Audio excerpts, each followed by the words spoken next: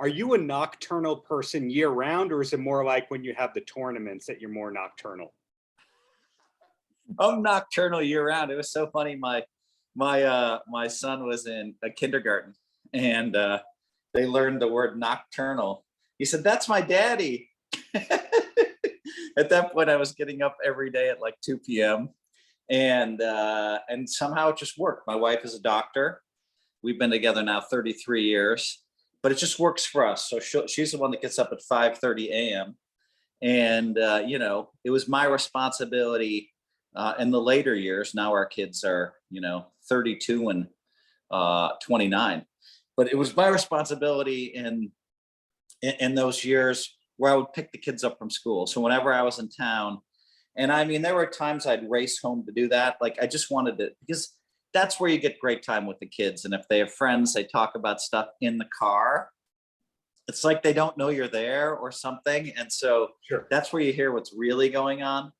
So I remember, one time from the airport, or a bunch of times from the airport, just rushing over, and then I'd call off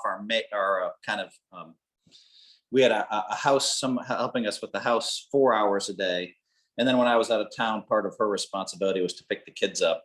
And she was already there. I remember like 10 times, and I just calling her off. I got the kids, So I could have just gone home, but I really wanted to. So I don't know. I'm a family guy. You're a family guy, that is proven.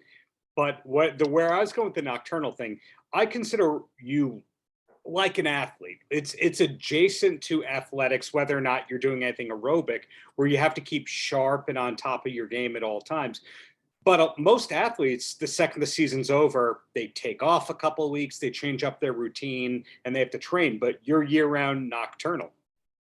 Year-round nocturnal, that's easy. And then there's times like when I wrote my last book like a couple of years ago, then I would just get up whenever. And it's interesting because I used to just write when I woke up in the morning. Mm-hmm. And then I talked to Tim Ferriss, and Tim Ferriss, we were at an Elon Musk party, and Tim was telling me that he writes morning and evening. So my next book, I wrote morning and evening, and it worked really well. I'd write like 3 hours in the morning, and then I'd write 3 hours in the evening. And that system worked really well for me. But when you're writing a book, it seems like you write every single day for months. And that's the process that I've been engaged in. What have I written? 4 or 5 books. It takes, sometimes you spend 3-4 months just every single day writing your book. And it's very rewarding. I mean, my book, Play Poker Like the Pros, was a New York Times bestseller. Yes. That was a lifetime goal of mine. Woo-hoo-hoo-hoo. Yeah, you have the right to brag. You're not just the person who says they're going to do something. You actually do what you said that you were going to do in the first place. You're very goal-oriented and successful in that end. Were you that way in your 20s? I started becoming goal-oriented in my 20s. My mom helped me a little bit with, instant success. That's a very difficult thing to deal with when you kind of go from low self-esteem, struggling. I was talking about that in the interview yesterday, and a national interview, and the guy said, "Hey, I was reading your autobiography, and you called yourself an ugly duckling." And I was like, whoa. And so I put out a tweet yesterday referring to the ugly duckling thing, saying, I never questioned my looks. But you could be an ugly duckling in a lot of ways. And when I compared myself to my brothers and sisters because of the ADD I had, my dad has PhD, JD, MBA, all these letters, and my letters are ADD, ADHD. Right. And I'm the oldest of 5. So there's a tremendous amount of pressure on me to succeed from my father. And I couldn't deliver the good grades my brother and my 3 sisters did. I couldn't play an instrument. They did. I couldn't, I struggled socially, and it was I didn't get abused or anything growing up. But it was a real struggle, and my self-esteem was low because everything that my father prized, I wasn't good at. Sure. And so that's how I felt a little bit like an ugly duckling. And then I think all of a sudden I found poker, and I was all in with poker right away.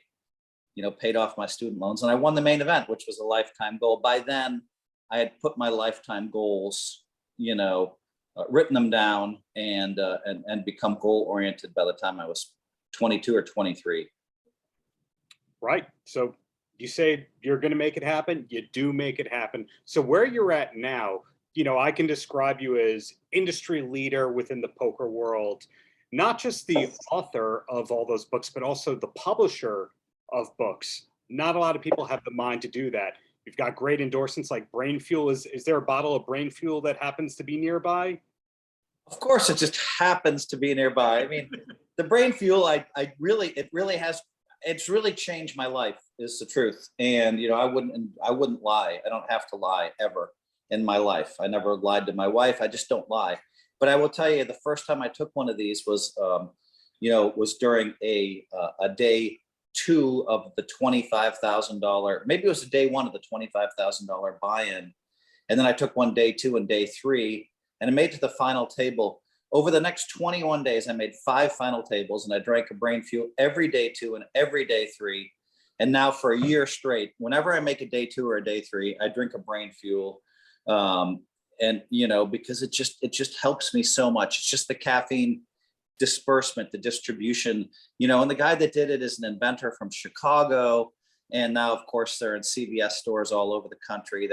It's been released wide, and it's really a lot of fun to be, endorsing a brand that actually helps and works. And so I guess my issue is I'd go up and down, and my up play would go up and down. And with the Brain Fuel, they release all of the different ingredients in here slowly. Anyway, that's enough endorsement for Brain Fuel, but it really has helped me a ton. So where you're at right now, with all the successes that I keep hearkening back to, are you one of those people that you just take things one day at a time, or do you really have the next set of goals that you're working towards steadily, and you're going, you ain't seen nothing yet in terms of what I've done? Well, I have a book. I might as well grab it. I have a book called #Positivity. And Tony Robbins tells people to buy my book. You can't make that up.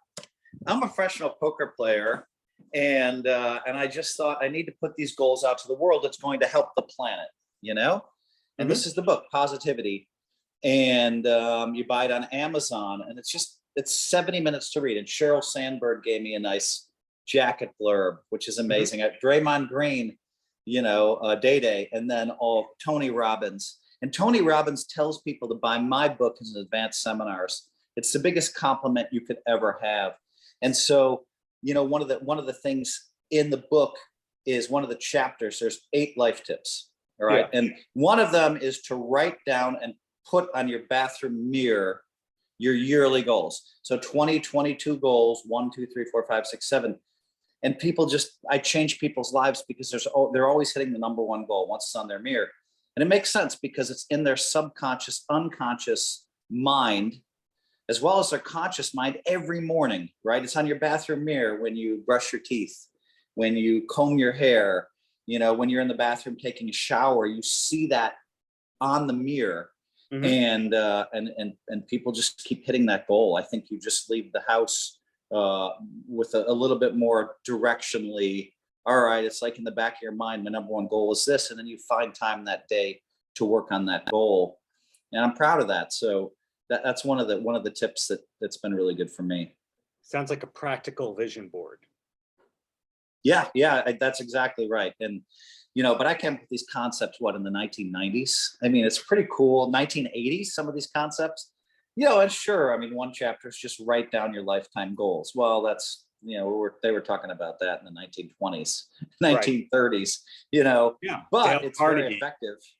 Yeah, Dale Carnegie, How to Win Friends and Influence People. That was one of the early ones, if not the first.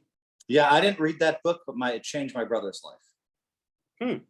Well, hey, shifting over to poker and that world, which are the casinos that you recommend or go, this is the place to go? Is there such a thing for you?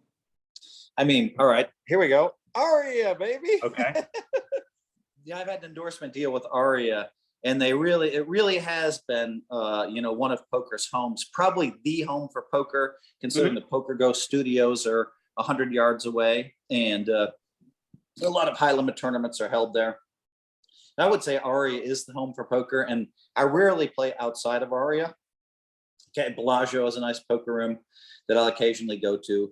I can kind of walk there from Aria. But yeah, I'd say Aria is kind of the top of the top. And they also have nice tournaments every day, $100, $200 buy-ins with decent sized fields, so you can practice your tournament game as well. That leads me to wonder, how is it that you're not banned from casinos?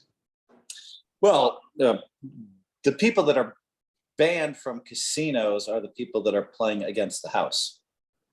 So not only am I not banned, I'm paid to be in casinos. So someone will pay me $25,000 to $50,000 to make an appearance at their casino, $50,000 if they're opening a casino and they want me to appear. So the casinos want me around. Aria, I've had a deal with Aria in place since 2009, I think, 2010. And they've been very happy, with what I've done. I've gotten all kinds of national and global press. I used to wear them on the front of my hat. And so they just keep re-upping, re-signing me. And so they actually love it when I show up in the high limit room there, so it's kind of the opposite of once you become a famous poker player, you're sought after and paid. I go in that room and I see Drake in there and I'm just like, Michael Jordan, all these crazy people. God, this guy had a bunch of number 1 hits in the last few years. I've been hanging out with him lately. He has tattoos on his face.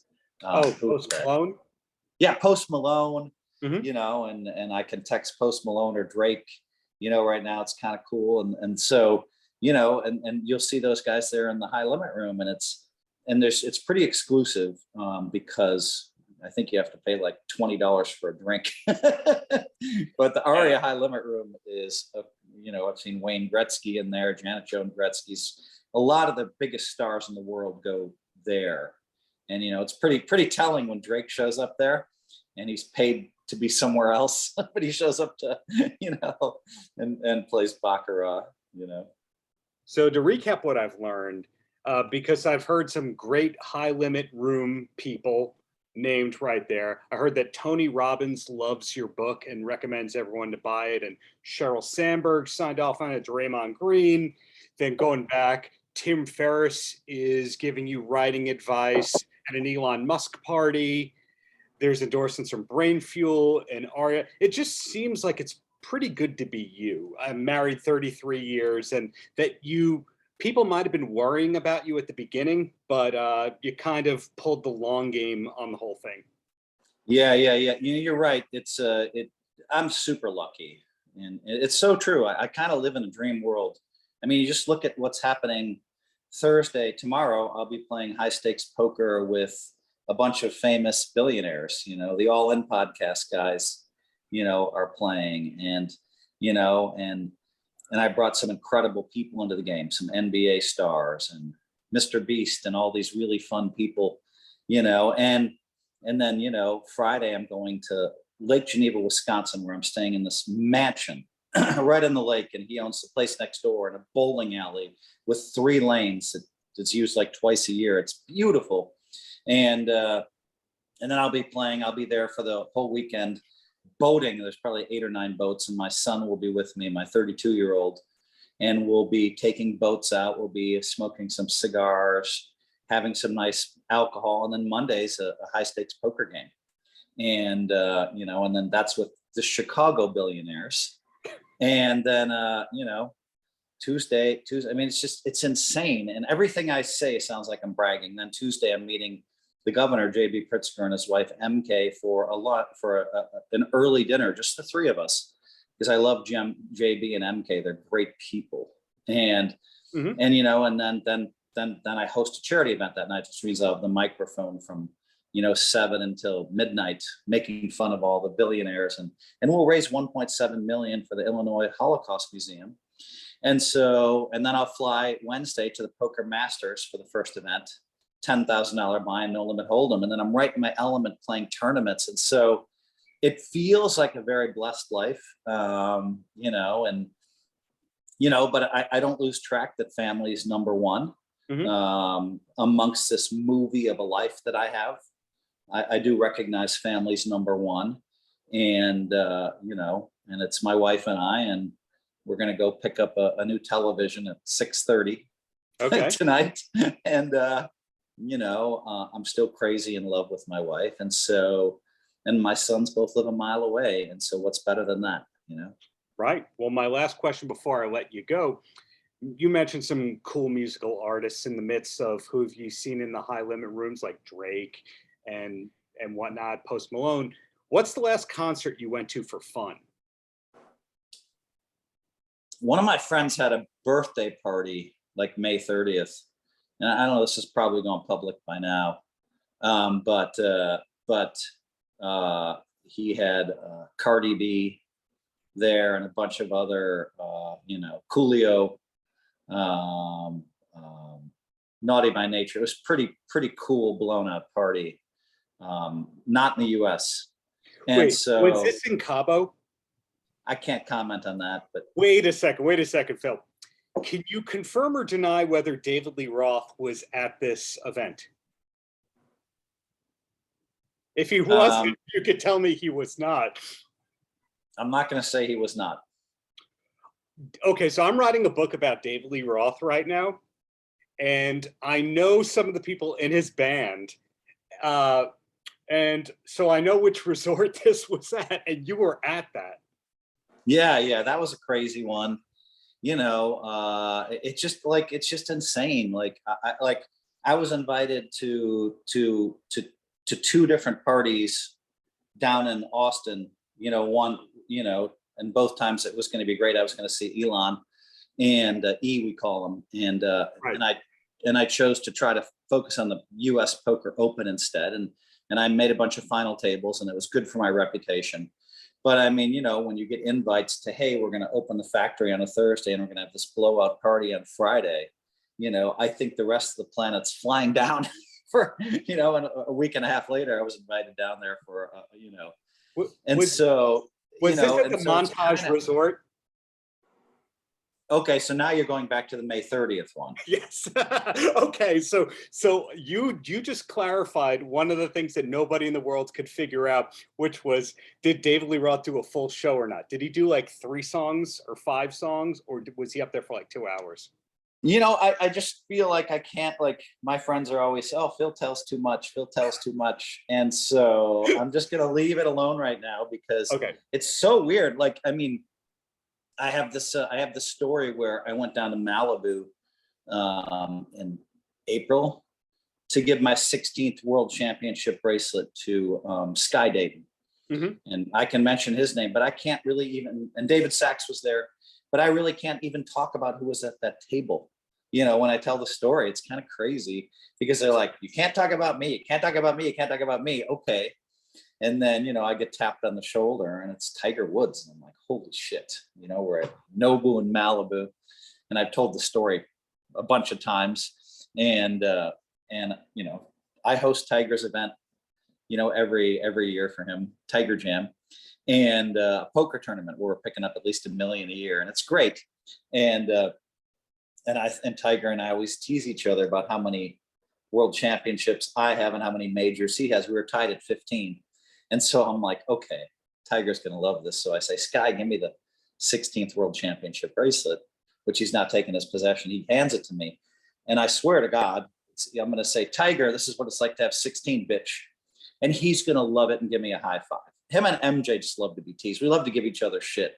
Right. It's just fun. It's part of you love somebody. So I pull it out, I open it up. And before I can say that, Tiger's like, is this your 16th world championship bracelet?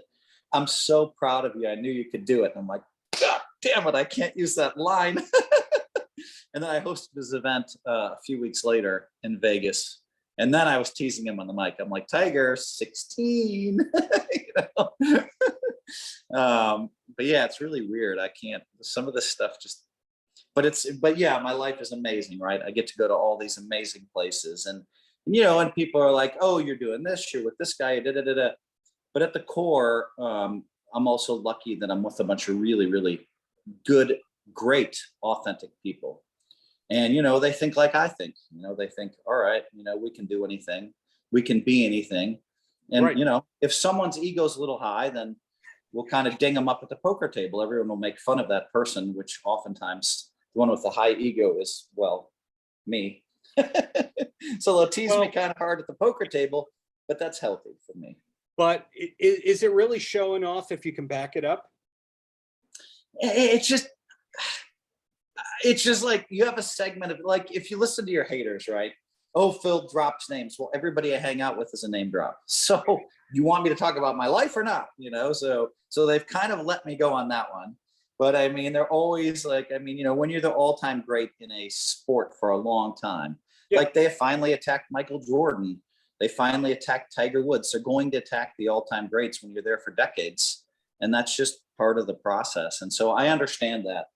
It doesn't mean I like it or I appreciate it, but you know, Phil can't do this, Phil can't do that. And I just keep winning everything on every level.